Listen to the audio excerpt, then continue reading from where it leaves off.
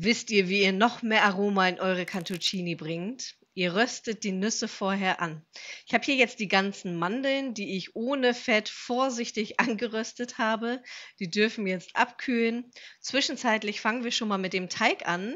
Mehl schon mal in der Schüssel, gefolgt von einer Prise Salz und ein wenig Zucker.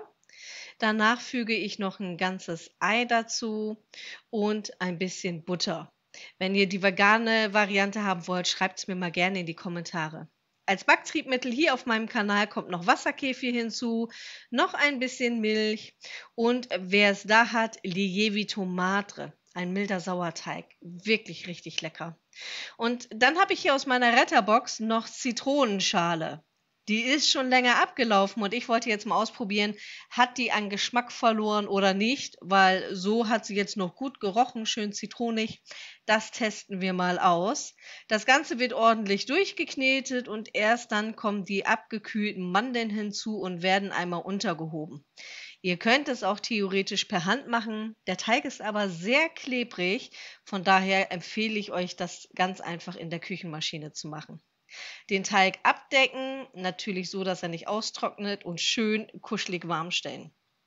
Dann fangen wir schon mal mit der zweiten Variante an. Wieder Mehl, wieder Wasserkefir und auch ein Ei kommen hier hinein. Die Mehlmenge ist ein bisschen anders, denn wir machen jetzt eine Schokoladenvariante. Butter natürlich, Zucker und auch Milch kommt genauso in den Teig, wie auch die Prise Salz. Dann kommt hier aber Orangenschale. Auch das aus meinem Retterpaket, riecht aber noch sehr lecker. Dann habe ich jetzt hier schwach entölten Backkakao, wieder Lievito Madre und auch hier wird das Ganze einmal ordentlich durchgeknetet. Ich habe einfach die Schüssel noch von den hellen Cantuccini genommen, nicht wundern, aber das ist wie beim Marmorkuchen, da wird ja auch erst der helle Teig gemacht, dann der dunkle. Und bei dem Schokoteig noch ein paar Tropfen Milch hinzufügen, wenn ihr merkt, dass der einfach noch nicht so schön weich ist wie der helle. Denn das sollte er auf jeden Fall sein. Wenn er zu fest ist, wird das Gebäck, das wir hier heute zaubern, einfach zu trocken. Also einfach schlückchenweise hinzugeben, dass es so aussieht. Und auch hier kommen dann die Nüsse hinzu. Ich habe sie angeröstet und dann die Schale ein bisschen abgerieben, eben mit so einem Küchentuch. Das ging ganz einfach. Und auch hier kommt der Teig in eine Glasschüssel, denn dort könnt ihr die Entwicklung gleich besser beobachten. Und ihr seht auch, warum eine Glasschüssel da einfach tatsächlich mehr Sinn ergibt. Auch hier warm stellen und innerhalb von 3 bis 6 Stunden, je nachdem wie triebstark euer Lievito Madre ist, geht der Teig auf und ihr seht, oben kann man gar nichts erkennen. Hättet ihr das jetzt in der Plastikschüssel, dann könntet ihr das gar nicht sehen und man erkennt es tatsächlich nur an der Seite und unten, dass er schöne Blasen entwickelt hat. Die Arbeitsfläche sollte auf jeden Fall bemehlt werden. Hier dann den Teig draufgeben. Ich finde das tatsächlich sehr hilfreich, hier immer mit so einer Teigkarte das zu machen.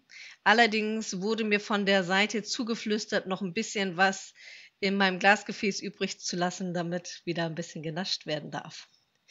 Nun werde ich jetzt hier einfach den Teig ein bisschen rund formen, in dem Mehl wenden und eine Rolle draus machen. Also, das ist ein super einfaches Rezept und ich kann euch wirklich versprechen, nachdem ihr Cantuccini einmal selber gemacht habt, werdet ihr sie nicht mehr kaufen. Die sind so lecker. Hier ist der Schokoladenteig. Auch hier kann man sehen, unten und an den Seiten erkennt man die Bläschen. Oben ist da nichts.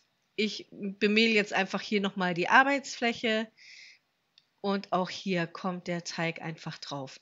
Ich habe extra eine kleine Menge gemacht bei dem Rezept dieses Mal. Die Angaben, also die Mengenangaben vom ganzen Rezept findet ihr wie immer unten in der Beschreibung. Es kommt aber auch noch mal zum Schluss. Dann könnt ihr das Video einfach pausieren und eben einen Screenshot machen. Und die kleine Menge reicht vollkommen aus und die sind so lecker. Naja, vielleicht solltet ihr doch die doppelte Menge machen. Aber so für den Otto Normalverbraucher, finde ich, ist das ein richtig tolles Rezept und auch nicht zu viel. Das Ganze geht jetzt in den vorgeheizten Backofen und für 30 Minuten. Und hier kann man erkennen, wie fluffig, luftig das ist. Das ist noch schön aufgeplatzt. Ganz wichtig jetzt, noch heiß in schräge Scheiben schneiden. Nicht abkühlen lassen. Lass dir das Ganze abkühlen, dann zerbricht es und zerbröselt es.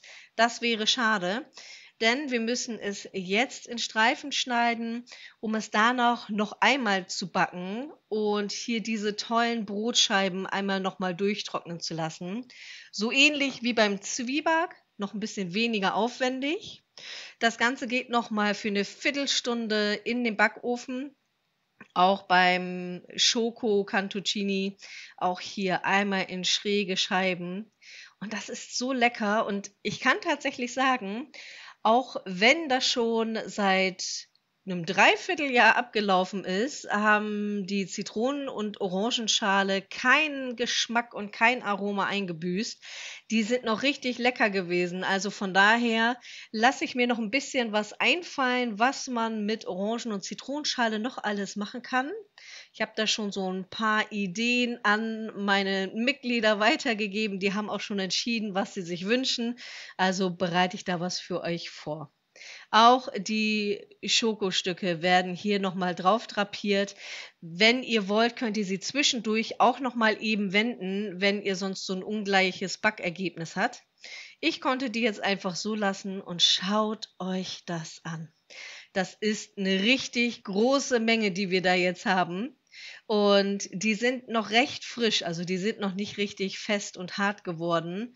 Also natürlich gut durchgetrocknet, aber ich kriege die jetzt hier noch in der Mitte schön durch. Normalerweise beißt man die ab. Aber ich kann euch sagen, so lecker. Hier sind weitere Rezepte. Ich freue mich, wenn wir uns dort wiedersehen. Ich bin bald wieder zurück und sende euch liebe und herzliche Grüße. Eure Emma.